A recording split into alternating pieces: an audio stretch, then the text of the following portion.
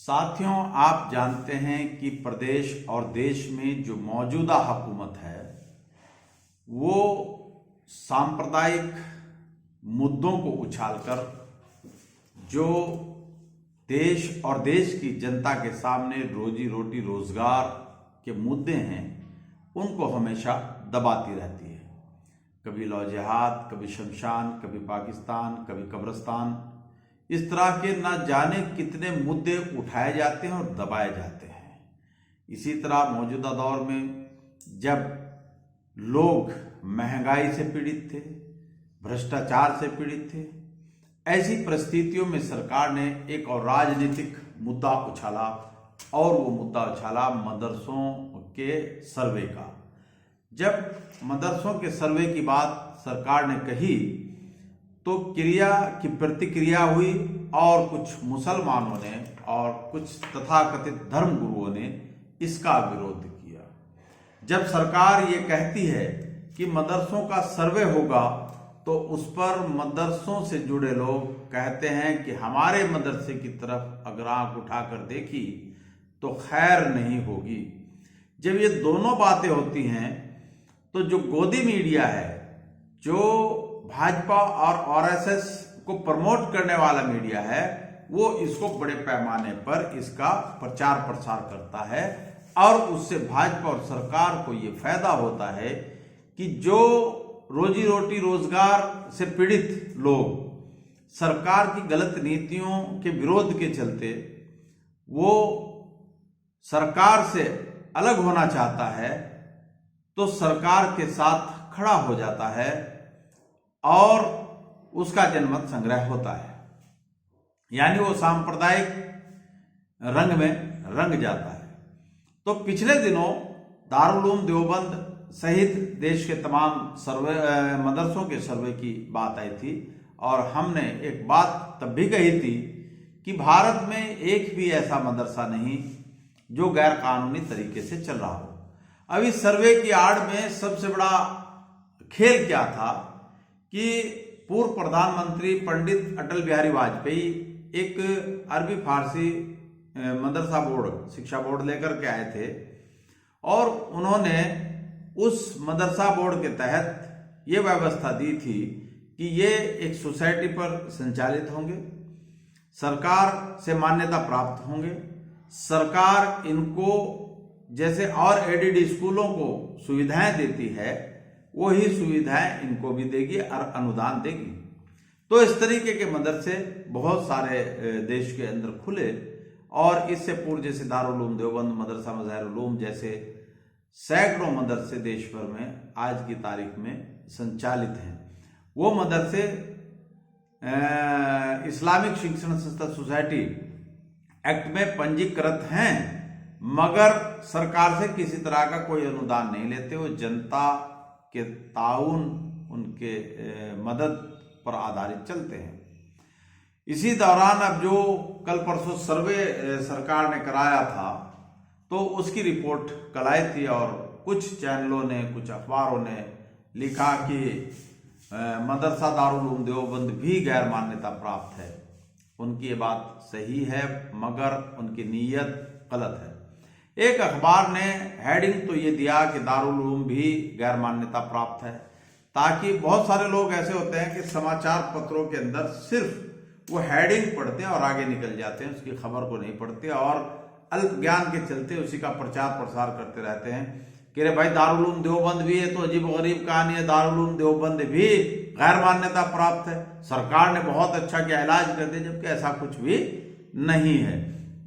इस समाचार पत्र ने अंदर पूरी तरीके से जो सही खबर है वो दी है लेकिन हेडिंग उसने अट्रैक्टिव दिया है कि दारुल उलूम भी गैर मान्यता प्राप्त, जबकि दारुल उलूम देवबंद जो है एक लीगल सिस्टम के तहत करीब 150-200 साल से संचालित कर रहा है। जब कभी योगी, मोदी और अमित शाह और इनके पिताश्री भी पैदा नहीं हुए होंगे तब से मदरसे चल रहे हैं।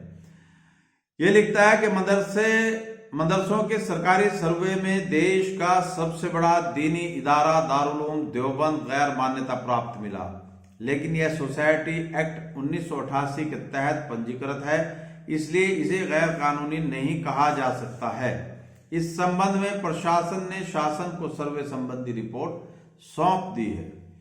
सूबे की योगी आदित्यनाथ सरकार द्वारा कराए गए सरकारी मदरसों के सर्वे का काम पूरा हो गया है। इसकी रिपोर्ट जिला प्रशासन की ओर से शासन को भेज दी गई है।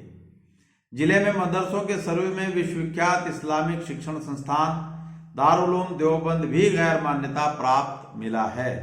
जो मदरसे सरकार से अनुदान नहीं लेते उन्हें गैर मान्यता प्राप्त बताया गया है, जिनमें दारुल देवबंद भी शामिल हैं।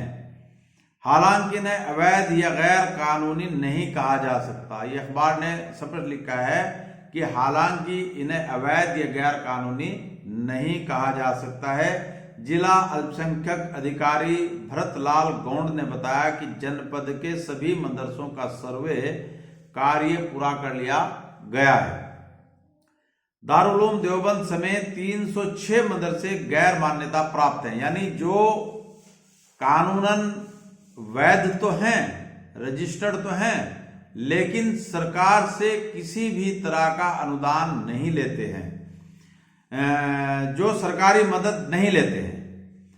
इनका उत्तर प्रदेश मदरसा बोर्ड में पंजीयन नहीं है। जो मैंने आपको बताया था कि अटल बिहारी वाजपेयी अरबी फारसी मदरसा बोर्ड लाए थे, उसके तहत मदरसों का रजिस्ट्रेशन हुआ करता था। ये बहुत बाद की व्यवस्था थी।